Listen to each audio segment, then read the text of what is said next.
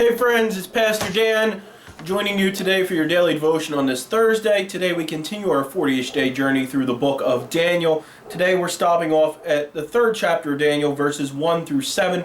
If you haven't had a chance to read that scripture yet today, pause the video. It's down in the description. Check it out. Come back here to hear what I have to say about it. Well, when we left yesterday, Daniel and his friends, they've been promoted in the empire. They're serving the king of Babylon. They're in very comfortable positions now thanks to Daniel being able to interpret the king's dream when none of the Babylonian servants could. But it's also in today's scripture that we see the first hint of a new problem for Daniel and his friends Shadrach, Meshach, and Abednego.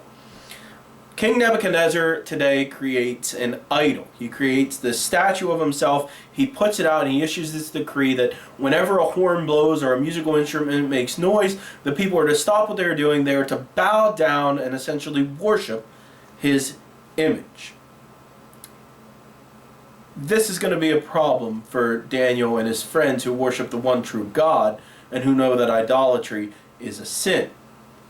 On top of this, King Nebuchadnezzar has also issued a decree that anyone who doesn't worship whenever the noise goes off will be thrown into a blazing furnace.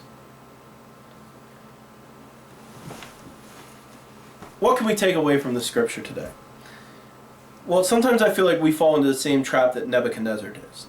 In one moment, we encounter God with such a passion that we fall on the ground and we praise His name and we are all in for God. God has done something for us and we are just so happy, so pleased. We feel so connected.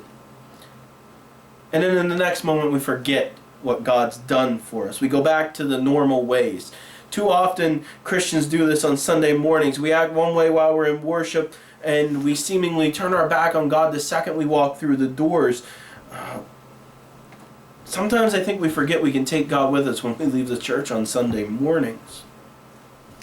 Friends, we need to search out and destroy all the idols that we have in our lives. We need to make sure that we are always giving God the worship that God is due, and that nothing else has become an idol in our lives.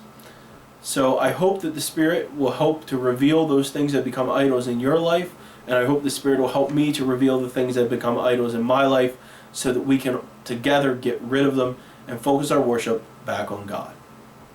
Until tomorrow, friends, do no harm, do good, stay in love with God.